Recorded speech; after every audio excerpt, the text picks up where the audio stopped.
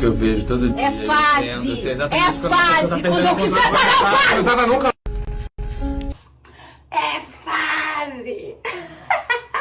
Quem não lembra dessa icônica cena da Grazi Massafera no início do seu vídeo falando que é só uma frase que quando ela quiser parar, ela para. Acho que todo mundo que tem algum tipo de vício já passou por esse tipo de pensamento. É uma fase, quando eu quiser parar, eu paro. Mas e aí, qual a diferença entre alcoólatra e alcoolista? E como que eu sei se a minha relação com a bebida é só uma fase conturbada? Ou se já passou da hora da gente procurar ajuda? O vídeo de hoje é sobre isso. A gente pensa logo num homem mais velho, caído na rua ou encostado no chão do boteco, segurando uma garrafinha de cachaça, né não? Ou então uma pessoa mais velha que briga com os familiares quando fica sem beber ou quando bebe demais. Mas galera, focar nesse estereótipo do bêbado não ajuda porque ele quase nunca corresponde à realidade e pode até te impedir de perceber quando alguém próximo já tá com um pezinho ali na dependência. Eu como Realmente, quando a gente pensa numa pessoa que sofre de alcoolismo ou que tem problema com a bebida, a gente já vem para aquele estereótipo do velho bêbado caído no meio da rua, ou aquela pessoa que só dá confusão, só dá briga e já tá num estado calamitoso que basicamente já destruiu a família e as relações familiares. Mas será mesmo que para a pessoa sofrer dessa questão de ser alcoolista, né, que é o termo mais utilizado hoje em dia, na realidade a doença, né, do alcoolismo, enfim, ou o transtorno de uso de álcool, como é atualmente falada pela OMS, né? Na realidade, ela é uma questão de fase, né? Ninguém se torna alcoólatra do dia para a noite. As pessoas começam a ingerir álcool, cada vez vão ingerindo quantidades ainda maiores de álcool, até mesmo porque o nosso corpo ele vai se habituando com essa substância tóxica, né? Então ele vai criando mecanismos para que a gente consiga degradar melhor essa molécula, ou que a gente não tenha os efeitos nocivos, que é o que a gente busca quando bebe, né? Que é a tonturinha e, enfim, a desinibição, né? Então, o nosso corpo vai ficando mais resistente e a gente vai bebendo cada vez mais para ter, né, o efeito nocivo que o nosso corpo não quer e está combatendo. Então, na realidade, ela é gradativa. A gente não se torna alcoólatra do dia para a noite. Eu mesmo, várias vezes, quando comentei com a minha família ou amigos que eu tinha problema com a bebida e que eu precisava de ajuda com isso, alguns amigos me falaram: tá, mas na realidade tu não é alcoólatra, tu não tem problema com a bebida, porque afinal de contas tu trabalha, tu estuda, tá fazendo doutorado, então não tem, é pira da tua cabeça. Mas será mesmo que a gente precisa ter terminado de destruir a nossa vida pra daí identificar que a gente tem um problema com a bebida e procurar ajuda? Não, né?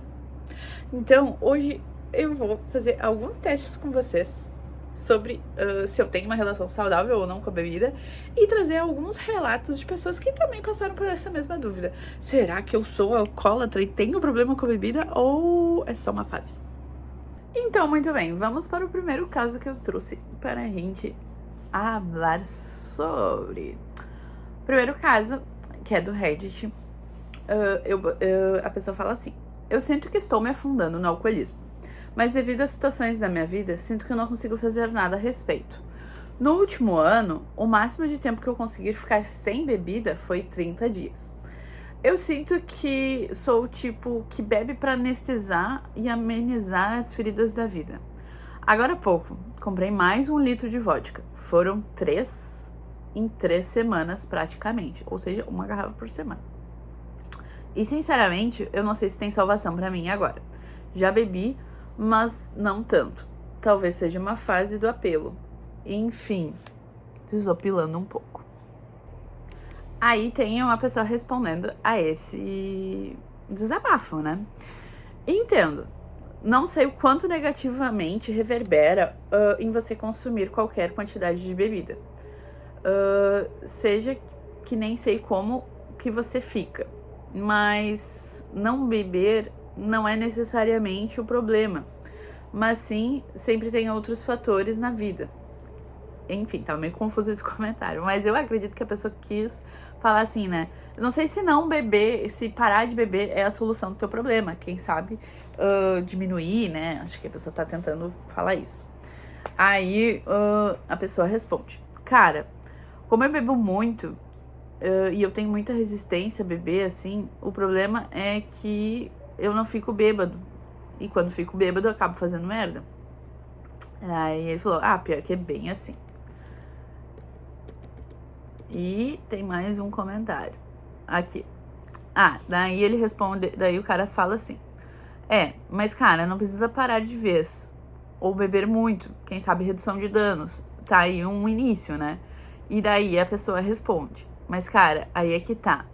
É praticamente impossível pra mim beber uma cerveja. Digamos, vai 2, 3, 4, enfim. Esse é um problema complexo. E aí é que tá, né? Tem um vídeo muito interessante no Olá Ciência. Eu vou trazer um trechinho dele que fala sobre o que é uma quantidade moderada e o que já é considerado uma quantidade alta para a OMS. Que é a partir de 4 ou 5. 4 doses para mulher e 5 doses para homem. Uma latinha de cerveja já tem uma dose. Então, ou seja, se a pessoa bebe 1, 2, 3, 4, enfim, vai se prolongando, ela já tá fazendo um binge drinking, que é o termo dado para quando a gente bebe muito. Então, basicamente, vou botar esse trechinho do vídeo que explica, né, sobre essa quantidade de que se é moderado ou não é moderado. E esse vídeo do Olá Ciência, eu vou deixar o link aí fixado aqui embaixo na descrição. Ele é muito interessante, porque ele explica que mesmo bebendo moderadamente, o álcool ele já produz danos, né, ao nosso corpo. Então, vou deixar o trechinho e o link comentado aqui. Mesmo uma pessoa que bebeu pouco, não ficou bêbada e não teve ressaca, pode sofrer com os efeitos tóxicos do álcool. O Ministério da Saúde considera um consumo de risco beber pelo menos 15 doses por semana ou 5 doses em uma única ocasião se for homem e pelo menos 8 doses por semana ou 4 em uma mesma ocasião se for mulher. Se você bebe menos do que isso, de acordo com a classificação do Ministério da Saúde, você estaria no consumo moderado. Mas convenhamos que usar os termos consumo moderado e consumo de risco dá a entender que só se você passar do limite é que vai existir risco. E não é bem assim. Antigamente até era falado que tomar baixas doses de álcool todo dia. E é sobre, né, gente? Quem nunca aí já disse, se é pra beber 1 ou 2 eu nem bebo. Eu sou campeã de falar isso, né? E, inclusive, né, o binge drink é um sinal de alerta. Então, se tu já tá gerando a tolerância ao álcool e precisando de cada vez mais álcool pra ficar bêbado, isso já é um baita sinal de alerta. E aí é que tá, né? Às vezes dá um tempo, funciona pra mim, funciona pra outra pessoa, funciona pra pessoas que ainda não têm uma relação tão tóxica com a bebida. Mas às vezes, se isso já tá sendo muito difícil, quem sabe parar mesmo seja uma boa solução. E agora a gente vai pro segundo caso, que é em relação a uma pessoa que tá com problema, relatando ali, fazendo um desabafo, e ela fez cirurgia bariátrica. E isso é bem comum, né, para pessoas que fazem bariátrica ter uma questão de... Vou botar um pouquinho pra cá. Ter uma questão de uma relação piorada em relação ao álcool por questão da própria bariátrica. Então, eu tenho uma reportagem que eu vou deixar fixada aqui embaixo, que é do Globo, e que ele traz um pouquinho do porquê que a bariátrica e o consumo de álcool tá tendo essa problemática, né? Tem a questão de uma absorção maior do álcool e também tem uma relação que a tua compulsão pelos alimentos acaba sendo direcionada em relação ao álcool também. Então, tem isso. Acho que o próximo vídeo do canal eu vou falar sobre compulsão alimentar, que também é um problema que eu tenho bastante. E acho que assim, a gente falando, trocando experiências, a gente vai construindo uma relação um pouco mais saudável. Então, vamos ao caso. Fiz cirurgia metabólica em setembro de 2024. Desde então, perdi 52 quilos. Mantenho uma rotina regular de exercícios, pratico esportes, amador. Ocorre que antes da cirurgia, amava tomar vinho. Tô a tranquilidade de uma garrafa de vinho na janta e ao longo de um sábado de churrasco. Umas 3. 3 é bastante, né? Apesar de que entre eu e meu marido aqui, quando a gente vai tomar um vinhozinho, uma é rapidinho, assim, né? Vai, que é uma beleza. Às vezes é 2. Mas daí se a gente vai pra terceira, eu já, tipo, eita, não! Vamos lá. Me perdi aqui. Sempre bebi regularmente, mesmo porque sempre gostei de sair para jantar e harmonizar vinhos. Quando eu cozinhava em casa, fazia o mesmo. Tenho uma adega, adoro comprar vinhos, colecionar, tomar quando estou em clima. Quando estou no clima, dá um ao outro. Não tinha sintomas de embriaguez, mas estava pesando 150 quilos, 156 quilos distribuídos em 1,80 m.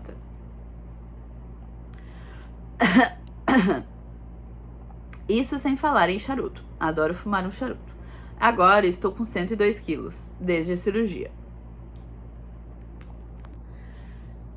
Estou com 102 quilos desde a cirurgia. Tive episódios de embriaguez e pior. Quando tive, ficava desacordado no chão do banheiro depois de vomitar. Coisas assim, quando fiz isso, havia tomado uma garrafa de vinho depois de 2 Negronis e um licor. Ao final, isso seria nada antes, mas agora já é o suficiente para me dar PT. Mas pior que posso ter parado de comer, mudado a rotina e exercícios, mas ainda assim eu amo urbanizar queijo, uma carne de onça, um pedaço de cordeiro dos pequenos com um bom vinho. Cara, chiquetoso, que tem grana, né? Minha esposa diz que sou alcoólatra por não ter abandonado o vinho. Depois de um episódio de embriaguez da última sexta, ela diz que devo parar de beber e propôs um desafio de 60 dias. E assim estou fazendo. Está um saco. No charuto tomo com mate batido. E agora as comidas perderam totalmente a graça. Eu sou uma alcoólatra, como ela diz. Eis a questão. Daí tem um comentário que eu achei muito... Aliás, tem 2 comentários que eu achei muito bom e é da mesma pessoa, que inclusive é médica. Primeiro, gostaria de dizer que você não está sozinho. Super acolhimento já, né, querida? Opa. Tá. Primeiro, gostaria de dizer que você não está sozinho. Existe uma associação importante em pessoas que passaram por cirurgia bariátrica / metabólica e desenvolveram alcoolismo depois. As razões ainda não são bem estabelecidas. Pode estar relacionado a direcionar o comportamento compulsivo para outro, como a pessoa lida em relação aos seus vícios, e também existe a questão da absorção maior. Existem 2 questionários que podem te ajudar a entender melhor a sua relação com a bebida e se você está caminhando para o alcoolismo. Aqui está. Um é do acolhimento da USP, que é mais completo, e tem o outro, que é o CAD, que são apenas 4 perguntas rápidas. Como familiar de uma pessoa com alcoolismo, parabenizo você por ter decidido olhar para essa questão, ao invés de apenas negar. E por estar tentando começar o processo de parar com a bebida. Infelizmente, o álcool, como uma droga, só é legalizado. Tá, então, aí é que tá, gente. Eu trouxe esses 2 questionários, também vou deixar aqui na descrição, para caso tu queira identificar se tu tem uma relação problemática com a bebida ou não. E eu vou responder com vocês. Vamos ver se eu sou alcoólatra ou se eu tenho problema com a bebida. O CAD, que é de 4 perguntas, eu já vi que eu sou. Só uma eu não gabaritei, senão eu tinha gabaritado o CAD. E do outro eu ainda não fiz. Esse eu vou fazer 100% com vocês. Então, o primeiro que a gente vai fazer, né, que eu vou deixar na tela as 4 perguntas para vocês fazerem em casa, é o do CAD. Vamos ver. Então, o do CAD, que é Cut Down, Annoyed, Guilt, and Open It. Então, vamos lá. O C. Alguma vez você já sentiu que deveria diminuir a quantidade de bebida ou parar de beber? Sim. Então, o C eu já tenho. A. Do Annoyed. Eu não sei se meu inglês tá bom, acho que não, né? Ai, eu nem vou comentar sobre isso, gente. Vamos lá. As pessoas se aborrecem porque criticam o seu modo de beber? Sim. Já teve briga de relacionamento, já teve briga com a minha mãe. Teve uma época que eu tava bem complicada, assim, que eu não queria que a minha mãe soubesse que eu tava bebendo pra ela não encher meu saco. Então eu botava a bebida alcoólica dentro de uma caneca. Claro que ela sabia, né? Mas eu me enganava achando que tava enganando ela. Então, teve isso também. Já teve várias vezes que eu bebi em casa antes do meu marido chegar e daí eu escondia as latas de cerveja pra ele não ver, pra ele não encher o saco. E daí depois escovava os dentes, tomava um café, alguma coisa assim. Então, sim, quando as pessoas começam a aborrecer e se criticar, na realidade a pessoa que tem problema com a bebida, ela começa a esconder o fato de estar bebendo, mas ela não para. Isso daí já é um baita indicativo que a pessoa tem problema, né? Se sente culpado pela maneira como costuma beber? Aquela boa e velha ressaca de culpa, né? Eu tenho bastante, porque a gente sabe que se excedeu. No dia seguinte a gente tá imprestável, não consegue estudar, não consegue trabalhar direito. Eu, né, até vou trabalhar, cumpro com a tabelinha, mas assim, passando mal, assim, sabe? Pensando comigo, por que eu fui beber? Que bosta. Por que eu fui me exceder? Que bosta. Então, a culpa também é uma. Então, ó, já fiz o C, o A e o G. E o E, costuma beber pela manhã ao acordar para diminuir o nervosismo ou a ressaca. Esse é o ápice, né? Quando a pessoa já se entregou ao alcoolismo 100%. Esse eu não marquei, mas assim, não marquei porque não é sempre, né? Mas, por exemplo, quando é época de carnaval, ou que a gente tá de férias, no dia seguinte eu bebi muito. E existe aquele bom e velho ditado, né? Pra curar um porre, outro porre. Daí, nessas épocas, assim, que a gente bebe muito, se excede muito, e é uma coisa, tipo, geral, eu costumo, assim, beber, já abrir os trabalhos do dia seguinte pra tentar curar a ressaca do dia anterior. E é preocupante. Então, eu não sei, na real, o E, eu não sei se eu marco ou não marco, mas, enfim, aqui ela tá dizendo... A partir de 2 sims, já é um sinal que tu tem problema com a bebida, sim. E agora vamos para o da USP. Então vamos ao questionário da USP. Tô aqui com o meu caderninho pra gente fazer juntos. Então vamos lá, pelo CAD eu já tenho vários problemas com a bebida. Parece que eu não sei. Queria vergonha essa cara, guria. Então tá. Questão número 1. Com que frequência consome bebidas que contêm álcool? Nunca, 0. Uma vez por mês ou menos. 2 a 4 vezes ao mês. 2 a 3 vezes por semana. 4 vezes por semana. Então, vou marcar 3. O normal, né? Não vou considerar agora que eu tô tentando dar um tempo na bebida. Mas geralmente a gente bebe tipo sexta e sábado e às vezes a gente costumava beber na quarta, no meio da semana. Então, 3. 2. Quando bebe, quantas bebidas contendo álcool você consome? Uma dose, de 1 a 2 doses é 0. 1 ou 4 doses, 5 doses ou 6, 7 ou 9, 10 ou mais. Olha, gente, vou ser bem sincera, eu acho que eu fico ali entre 3 ou 4 agora, nos últimos tempos mesmo, assim. Exceto episódios isolados, a gente geralmente bebe 2 long neck, 3 latão, cada um ali, tipo, a gente nunca compra mais que 4 ou 5. Depois que a gente teve alguns problemas em relação à bebida e tipo, meu marido realmente, tipo, não, vamos dar um tempo, tá demais.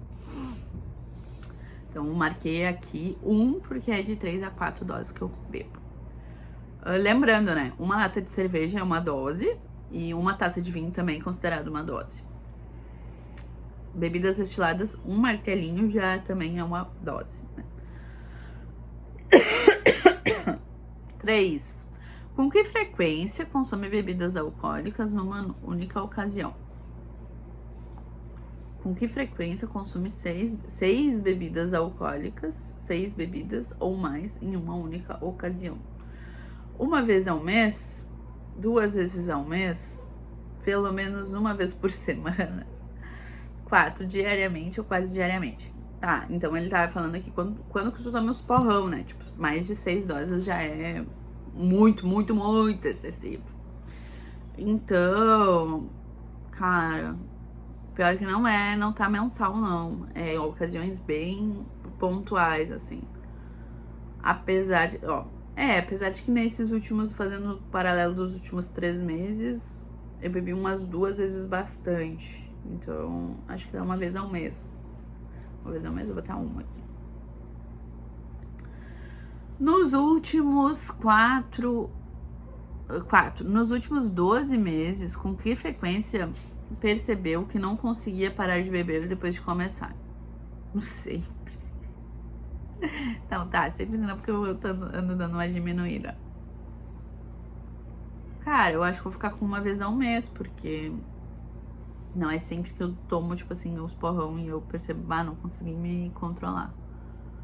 Mas eu confesso que sempre, tipo assim, bebi ali, a gente comprou o 4º latão pra uma sexta-noite. A gente terminou os latão, eu fico com gosto de quero mais, mas eu consigo me controlar. Antigamente eu sairia pra buscar mais bebida. Nos últimos 12 meses, precisou beber algo pela manhã? Não. Nos últimos 12 meses, com que frequência se sente culpado ou com remorso de ter bebido? Eu vou botar aqui, acho que uma vez ao mês. 2 pontos. Já ficou ferido ou feriu alguém alguma vez? Não. Não lembro de ter ficado ferido ou ferido alguém. 10. Já alguma vez algum familiar, amigo, profissional da saúde manifestou preocupação com seu consumo de álcool e sugeriu que deixasse de beber? Sim. Aconteceu nos últimos 12 meses? Sim. Então vou botar 2. Tá. Então vamos lá. Vamos somar e ver se eu tô no risco. Né? 3 mais 1, 4, 5, 6, 7, 8, 9, 10, 11. De 8 a 5 é consumo de risco. Então eu fiz 11 e eu sou um consumo de risco.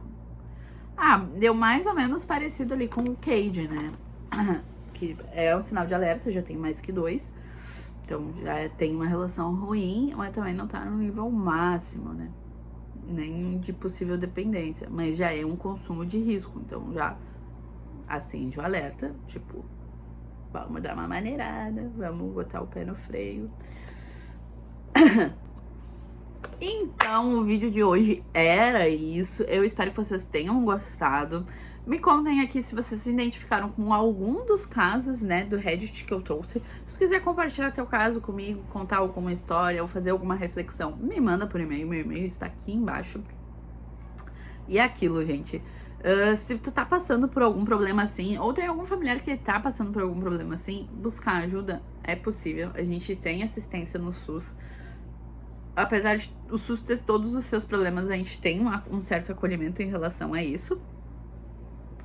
E, né, se tu gostou desse vídeo, não esquece de curtir, se inscrever no canal e compartilhar isso com alguém que precise ouvir isso. E é isso aí. Beijos.